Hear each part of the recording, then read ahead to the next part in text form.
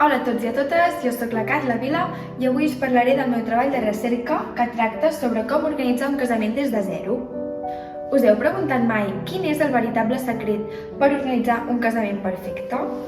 Doncs aquesta va ser la pregunta que em vaig fer i de la qual va néixer la idea del meu treball de recerca. L'objectiu del meu treball és facilitar el procés de l'organització d'un casament i fer-lo el més senzill possible per a tothom. Un casament no només és la unió legal, sinó que és un acte ple d'emocions i significats. I a més, és el moment perfecte per enfortir vincles i crear noves relacions. El meu treball es divideix en dues parts. Comencem per la part teòrica, on explico tots els diferents passos que una organitzadora de casament segueix al planificar un esdeveniment així. Parlo de l'elecció de la temàtica, de la vestimenta, dels espais, i sempre ho hem de tenir en compte adaptant-ho als gustos i preferències de la parella.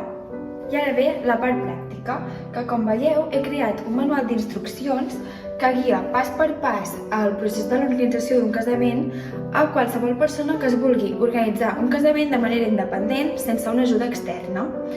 Està estructurat cronològicament en etapes de 3 mesos que guien pas per pas perquè els nuvis ni ningú es deixi cap tasca per fer.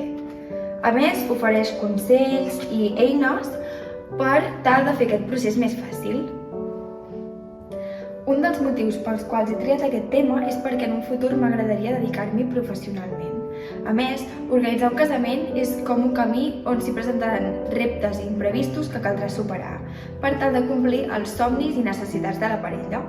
I, en definitiva, per acabar, aquest treball no només m'ha ensenyat que organitzar un casament no només és triar vestits i flors boniques, sinó que és saber gestionar el temps, saber coordinar tots els elements presents i saber resoldre tots aquells imprevistos que et puguin aparèixer, per tal que els nuvis puguin gaudir un dels dies més feliços de la seva vida. Espero que us hagi agradat aquesta petita introducció al meu treball i gràcies per escoltar-me.